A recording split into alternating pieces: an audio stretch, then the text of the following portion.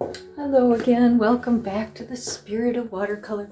We just finished part 1 of painting luminous flowers where we practiced our skills and you used the 3 brushes, mainly the flat brush, the round brush, these are large ones, you don't have to use this large if you'd rather not, and the filbert, which is a rounded brush, and we did use those as stroking them on to get fresh, load that paint on there and get that paint fresh on there. So check that out if you haven't, because spring is coming and we're trying to get our skills ready and be prepared to paint lots of kinds of flowers, right? So I referred to that book that I found for inspiration. You can find your own flower book. There's so many out there, and the library has many as well. I have the one that's by Adeline Fletcher, the Watercolor Flower Painters A to Z book. Okay, so I found that she has a really great way, like I mentioned, of showing you how to understand a little bit about a flower, learn about a flower. I was researching the one I'm going to do this morning, following her advice, and then doing some practice skills like we did, and now we're doing part 2. Part 2 is where we're going to take a photograph of a flower, and we're going to, I'm going to grab that also. It's the one that I showed you at the end of that video. I think I showed it possibly, I'm not really sure which way the photograph absolutely goes, but I think it goes like this. There's just a lot of leaves in there, and then there's the clematis flowers, 1, 2, 3 of them in here, one's in the back. And I did that very similarly, but a lot more simplified in my original painting I've started of this, and I've got a very soft purple on the edge. That's how I remember my clematis. This is from my old house, so I don't have these flowers. I should have brought them with me. And the petals, like I say, are white, and then there's just a very soft lavender around it, a little bit of a wavy petal shape, which is some clematis, actually that's the Midwestern way of saying it, are shaped. Some are just smooth and just shaped around it. So you can look and see if you want to draw something differently, please do. This was also from the other video where I had just some basic shapes like that as well. Some of the clematis are actually purple like that, they're not white, and some are pink. So anyway, we're going to do that, and then in the book I looked it up and I actually was surprised they did have clematis flower in here beside all the other flowers that she has from A to Z, and it's very similar. These are, well, this one, they're almost white, they're almost a pale lavender to white. Mine are more white, and then, but it's the very same kind, I believe, in shape. So she shows in here how we get some of those basic shapes drawn, and then lay in the light washes and light values to darker values, which is what we're going to do. And then we're going to go some wet on wets. Again, like in this one, you see I went very loose wet on wet with just a hint of leaves. And in this one, what I'd like to do, that we're going to do, is going to be more a blend of the loose wet on wet in the background, plus some of these leaf shapes here, which are more sharp in the foreground, and will do more wet on dry. So those are the 2 basic techniques, wet on wet, wet on dry. And so we'll go in that, and we are also, I forgot to mention, we're going to add our interference and iridescent paints a little bit, and the pearlescent, to add some luminosity, thus the title Luminous Flowers. Also, I have this beautiful duochrome Autumn Mystery, which is a beautiful earthy peachy color to try, where it kind of has, it depends how the painting is moving, like if you walk this way or that way and the way the light's hitting it, it'll kind of change colors. It's kind of a neat kind of watercolor to put in there as well. Okay.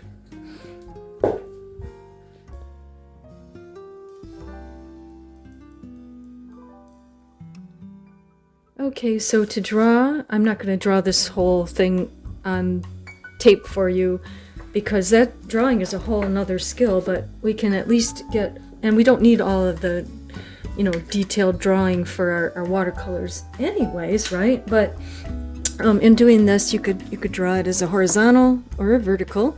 I'm just opting this way because this is how I've done my other painting. Sometimes you finish it, like I said, and it can be turned around if needs be, but you kind of want to decide where those shapes are, and then we just want to get the contour, which means the outside shape around, and draw that in, okay, of these flowers, and then you know, some idea of where our leaves and so forth are going to be.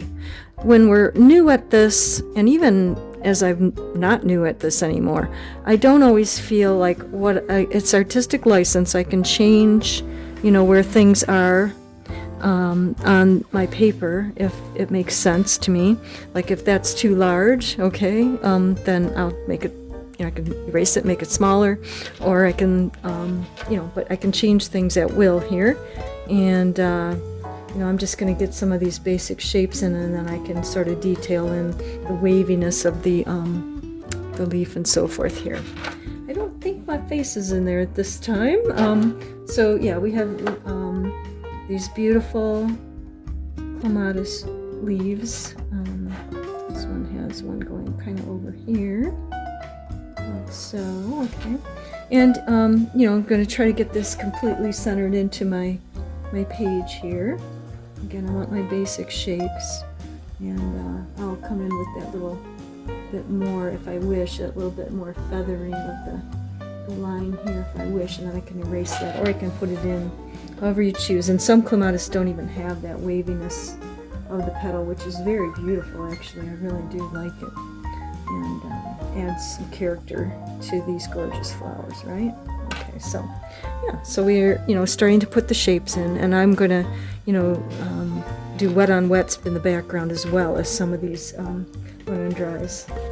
There's some texture in some of these leaves over here, which are quite interesting, but I'm just gonna again get those basic shapes in, and I'm gonna let my paint do a lot of this information, so I don't really need to worry about all these little dots and, you know, changes of color here. This is where the paints are going to create the information for me, right? And I tend to go all over the page. I don't just draw one thing. You're best to look at your whole page. So this was my drawing that I just finished of the clematis, and I took a number 3 and number 4 drawing pencils. Those are the only two I use, softer than your regular number 2s, and I tried to, and I think I did pretty well, drawing the clematis darker than just the outside, just shapes of the leaves. Let me grab the photo for a minute here. Place that on top, and I'm not putting in all the details of the greens around. I'm just putting enough information so that I can do wet washes of color, following those colors, the dark greens, light greens, yellows, whatever in the background, the dark shadows, doing wet on wet, and some I'll get more detailed, so we'll say that's why I have some lines in here making leaf shapes, just as reference to where I want more detailed leaves. Okay, I'm going to try to find a way to get this photo to you. If I can't get it to you, then you could photograph this, you know, off of your screen, I suppose, and then go from there. Okay, or again, if you're comfortable drawing, just draw your own flower or from the photo. Okay, here we are back at the studio table, and I have been wetting my palette and getting it mixed and ready, and I'm using these beautiful greens because, as we know, in our flowers we have light green like that green gold, and there's some deep greens, and I've got my middle green, which is my sap green. Forest green is the darker one, and I wanted to show you that I have put masking fluid on my my paper, and I've taped my board down. Now, I put masking fluid basically around these clematis flowers to hold the shapes, okay? And I'm going to do wet washes around in the background. Some of this definition I'm going to use of these crisp leaves. I did put a little bit of masking fluid there, but not a lot. I think I'd like to just kind of use my brushes to pull these shapes out, okay? And we have our lovely brushes like our filbert for leaves, and my, of course, soft ones. So, and then also I wanted to mention I have drawn and I could use masking fluid again in here, but I think I'm going to just maintain my whites. I bought some fine little brushes when I went to Blick Studio with some friends the other day, and we got some small, I got a more defining brushes. I got a 0, these are Blick paint brushes, by the way, and they're sable. I've really moved everything into sable now as I'm progressing into my years of painting, and you don't have to do that, it's just me. These are very small ones, so I've got a 0, a 2, a 1.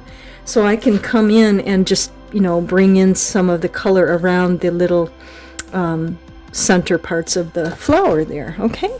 So since this is white, I'm going to try to keep, and just paint around the flowers, and then later I'll remove the fluid and we'll do the lovely little bits of lavender that I see around the flower edges. So, and again, this is always artistic license. Every one of us is going to paint a little differently, and that's so okay. I don't want anyone to feel they have to completely copy how I do anything, because I have my own particular style, as you will find you do as well. I'm trying to put my little picture back there as reference. I always get my big loose brush. Believe it or not, this is my Cotman I keep using. It's a wonderful, like a filbert, very thick though, and it really holds a lot of water. And I use it for things like wetting around the flower like this, okay, and into the leaf area. You may do one section at a time if you like, or you could wet a larger area than I do as well. I may do some soft washes and then come in with more detail. And then in some areas, like up above here, I've got some leaves. I can just create the shapes. I may also, or more than using that filbert, I may use my flat. I've used my flat brushes for years. It's just a good old-fashioned 1-inch flat, very standard watercolor type brush. And that is because I can shape my leaves from a point to, a shape like so. Okay, you see that? How I can twist the brush.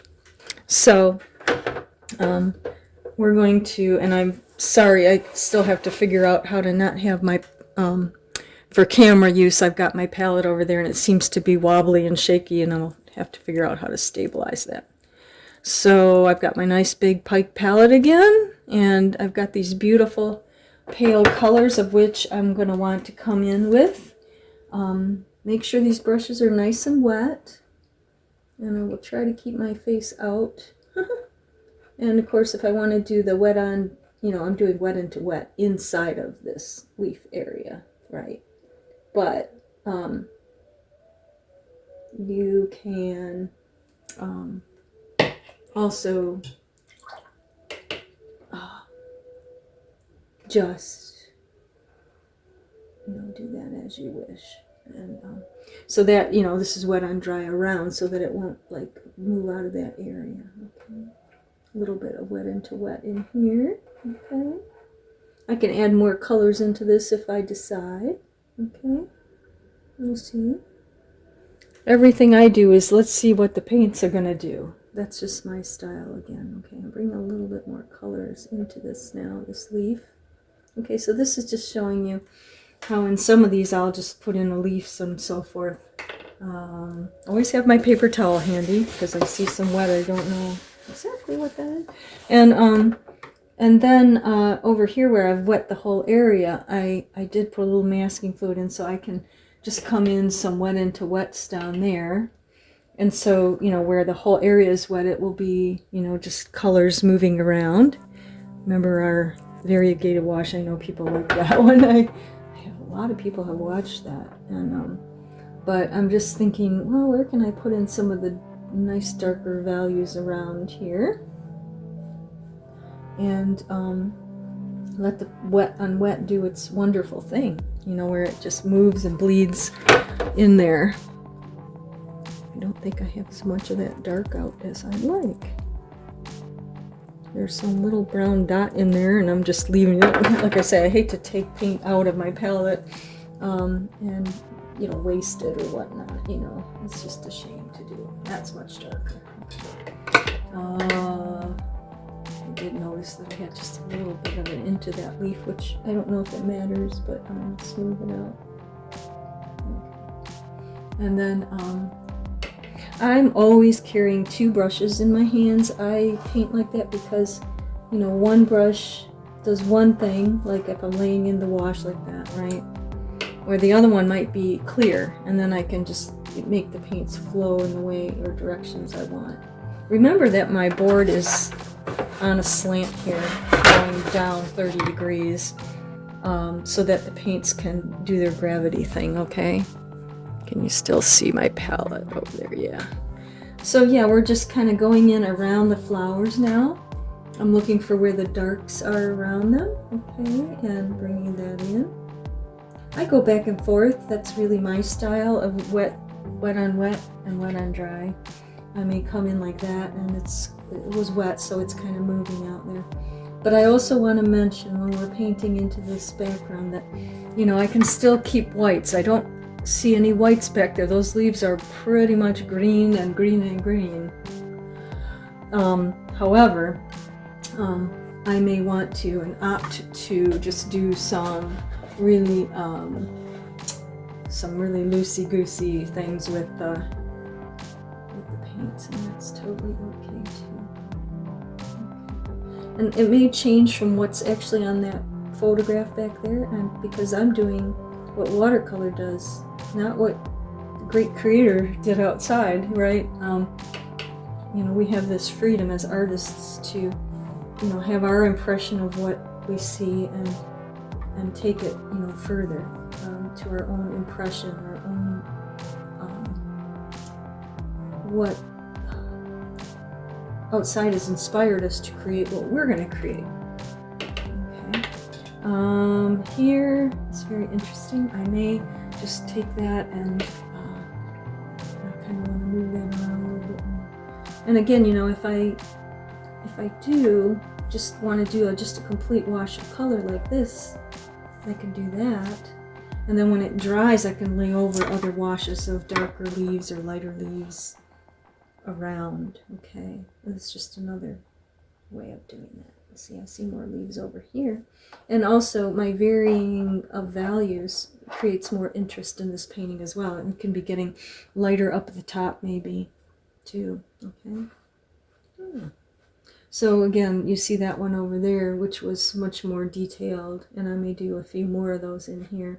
But right now, I'm just seeing what'll happen this way, and I can bring in more color and wash variations. I should bring some of that pretty sap in there too, sap green, because it's a little warmer green. The forest green, I think, has some warmth too, but not as much. And then of course if you use Viridian, it's like almost a blue green, which is really pretty too. So okay. And my wonderful ooh, look how wonderful that deep green is in there, right? Mm-hmm. And that's the kind of thing where I can, if I put in a really dark value somewhere like that, I can kind of see more dimension now between the light values and the dark. However, that dark gives me a reference to how much darker I need to go to get more perspective in my painting. And I want to say beautiful perspective, because you're, you know, adding these rich, glorious colors, which in my case here are Daniel Smith. And the other thing I would like to do once I get more color in here is, I mentioned that I have those interference iridescent paints, and they're right here. And I have, you know, that greenish topaz. It's like a goldy green. Oops. And here it is. And it will add some beautiful glistening things into the paints as well here.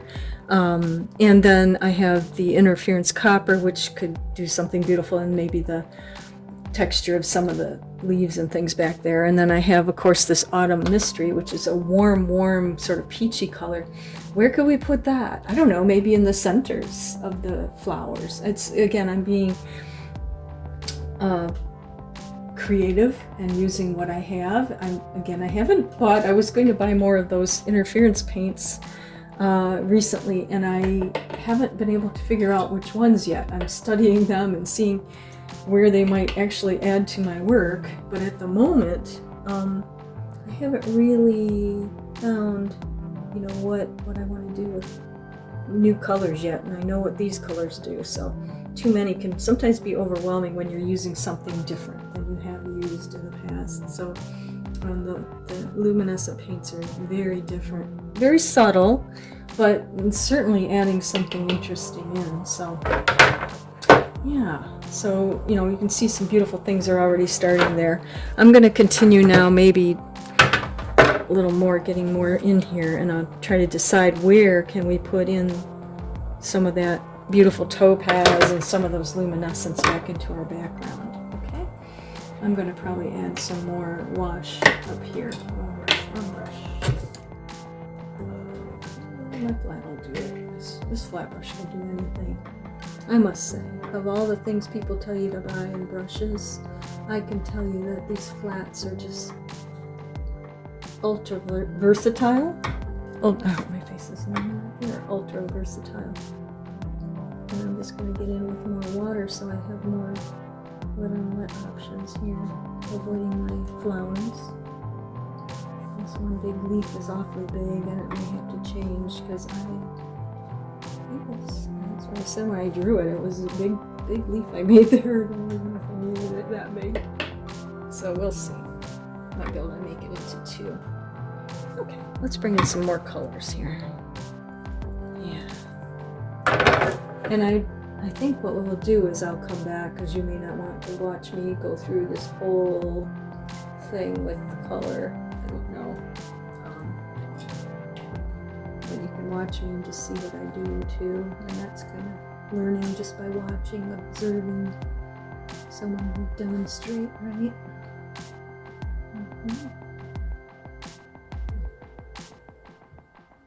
In this case of this, I'm not going to have much sky. I did on my original painting of this. I think I put some blue in there. I can't remember now.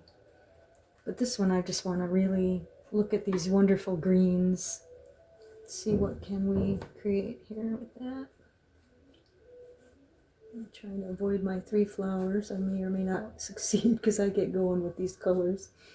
And you can always, you know, I must say, correct something if you really overdid it on something and you can't lift it out. You can always take that watercolor ground that's very, not so new anymore. And you take that and you can literally remove paints. Oh, I love when it kind of goes out like that. Yeah, okay. And of course, I like getting some of this really deep color in around the flowers. Because what it's going to do is really, create that beautiful rich color and some dimension and perspective and all that good stuff, okay? And I'm not a perfect painter, never have been. I make mistakes that I have to clean up. But if you don't get gutsy and put the colors on, you'll never really see how glorious these paints can be, okay?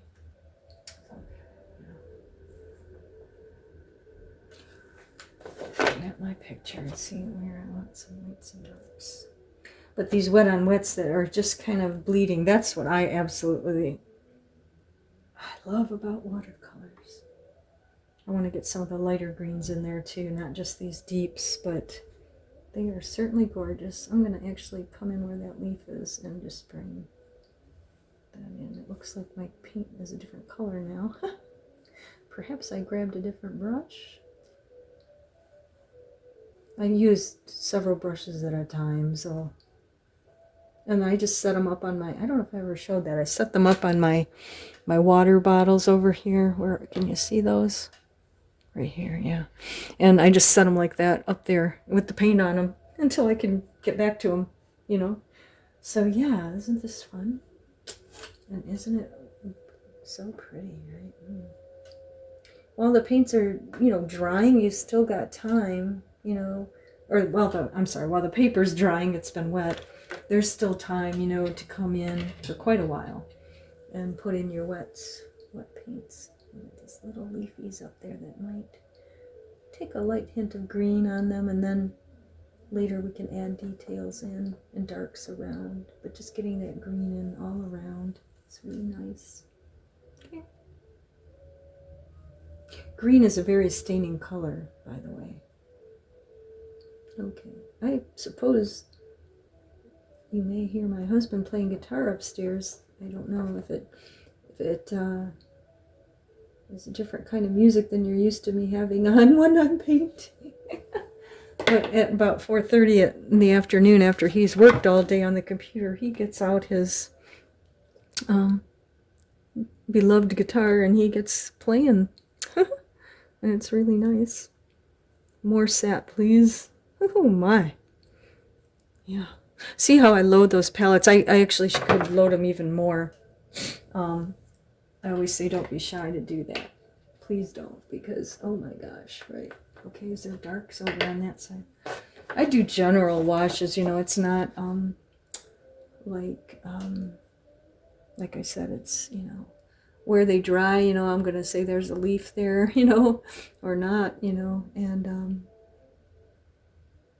then we'll come in with some more hard edge details in the, you know, down the road around here. So far, so good, though. I've forgotten how pretty sap is. Sap green. Very pretty. Yeah. I like to outline around my shapes and then, you know, kind of come out with the color around. And it's going to spread because it's very wet in there. I'm getting a little more. The more you paint, the more, at least for me, the more I know what I want to do and where I want to go. And I'll say I was actually kind of nervous about starting this one because, you know, I want it to come out a certain way and be nice. And I really haven't put any of that Topaz in yet, but we'll do that pretty soon. I'm seeing some lines doing, I guess I did that, didn't I? But I wasn't sure how it looked after I put it in, so, yeah. So far, so pretty. Okay.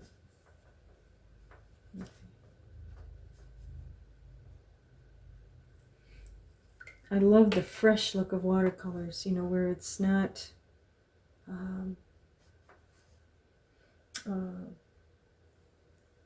overworked. And that's tricky because there's a temptation always to go back in. Okay. I better get some of that Topaz in pretty soon while we're wet. I don't know if I have enough Topaz out. I might have to go grab some more. And some of that copper would be so pretty somewhere too. But oh, I'm seeing some of that, I think, unless it's the green from my brush. But I want to pop some of that in. Oh, I see it. Okay, it's still not dry, but and that's a good time. So I came back on the video to show you that I've got more covered. However, I would like to put in some of the copper, and I don't think the blue, not the interference blue, but maybe the interference copper, and maybe a little bit of this autumn duochrome. I haven't used the duochrome much. It's a very beautiful peachy.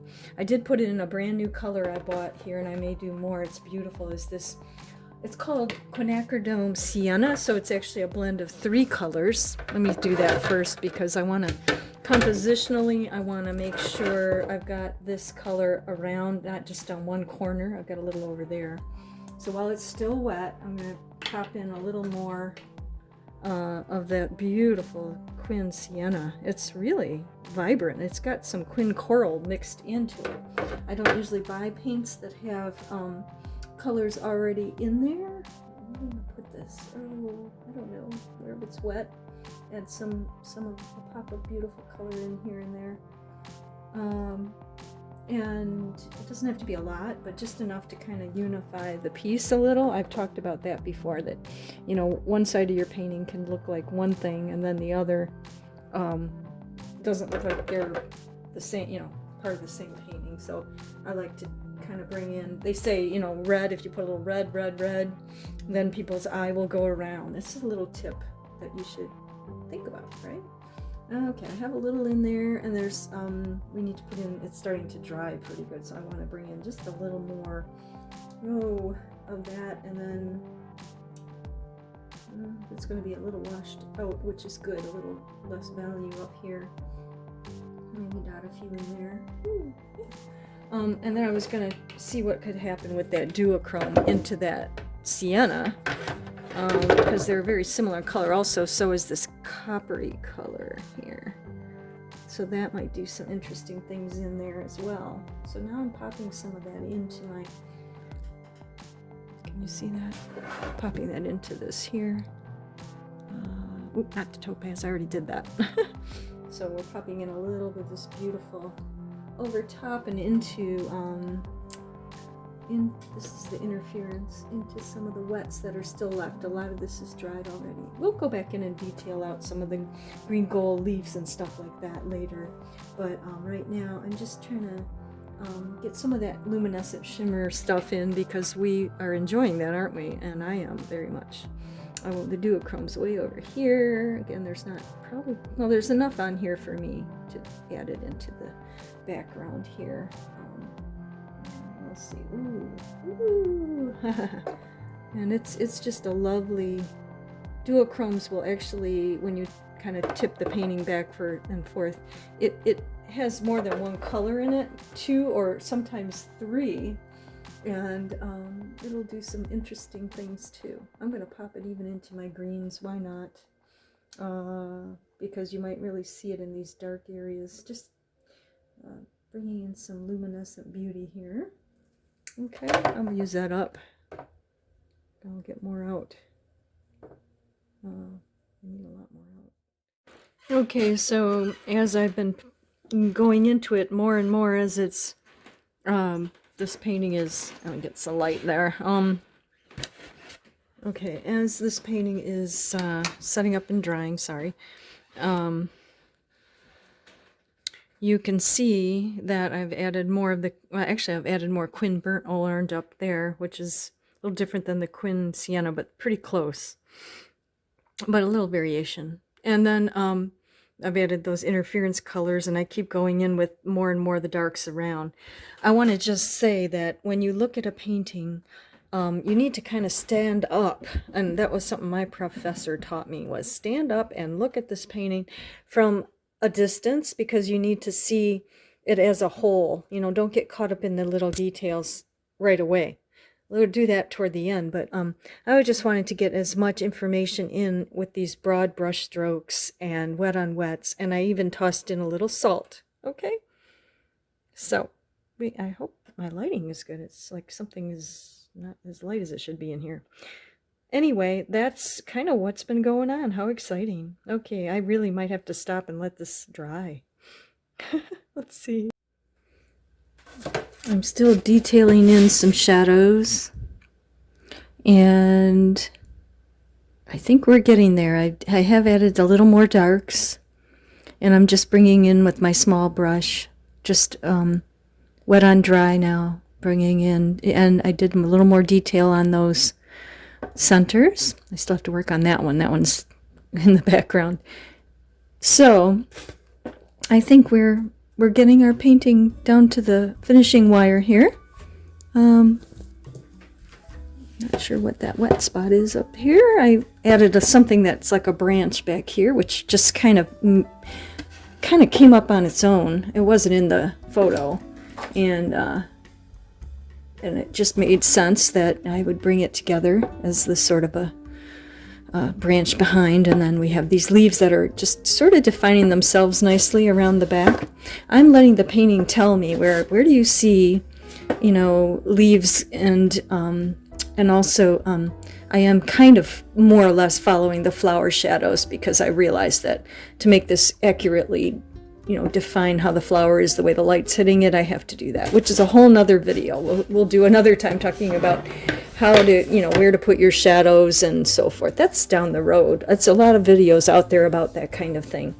I'm mainly wanting us to just try to work the paintings wet on wet and wet on dry, and find out where we're going with our own intuition, and, you know. But yes, it's coming along. So I am moving into those flowers, still working on the shadows. Different values of the purple now. Just to show you, I'm bringing in shadow of purple. I'm keeping it simple. I could add more shadow colors, more blue or gray.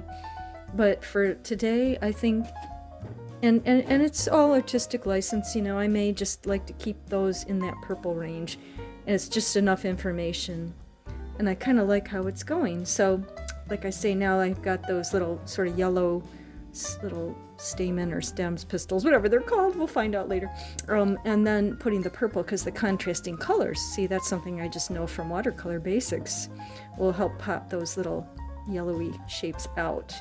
Yeah, so again, I may or may not take this to the nth degree on this video. I may not add more deeper values, but it is getting cleaned up. It's looking better, I think, and I will put it up behind me when we have it completely finished, and hopefully you'll see some of these iridescents in here. And again, like them or not, you know, they do add some luminosity, and that's what I was hoping for, is some luminous flowers.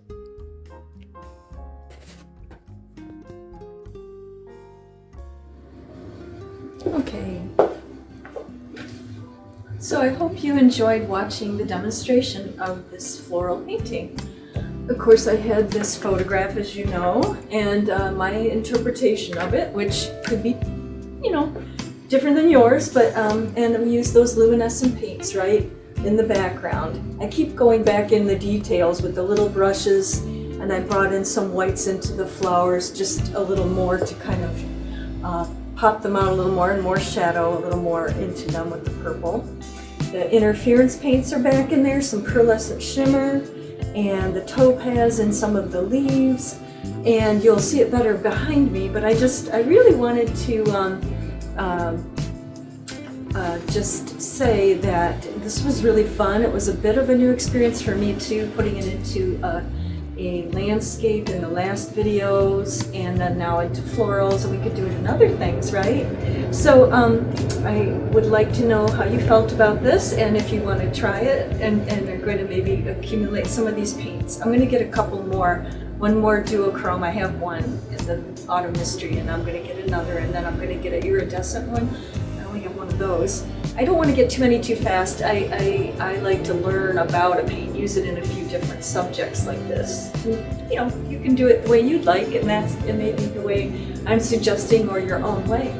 And so also now I'd like to get us into another floral video, just to continue this forward, and also to look at more abstract and non-representational works with the book I have, another inspirational book I've had forever, like in the 1990s maybe, called Watercolor Bold and Free, and it's got, you know, experiments like, you know, folding up your paper, opening it up, pouring the paint in, you know, that kind of thing, where you loosen up, you get free, you get bold with the colors. Let me know if you'd like to see that. I'm going to try one of those too pretty soon. Very excited. It's spring outside, even though it's cold back and forth. The flowers are starting to come up. It's getting green. So, you know, that really kind of inspires me too, and I hope it does you. And that will just have new ideas and new things and new watercolors flowing, right? So welcome back. So glad you came again, and I'm looking forward to more videos. Let's keep going. You're doing great. Keep up the good work, and I'll see you soon. Bye for now.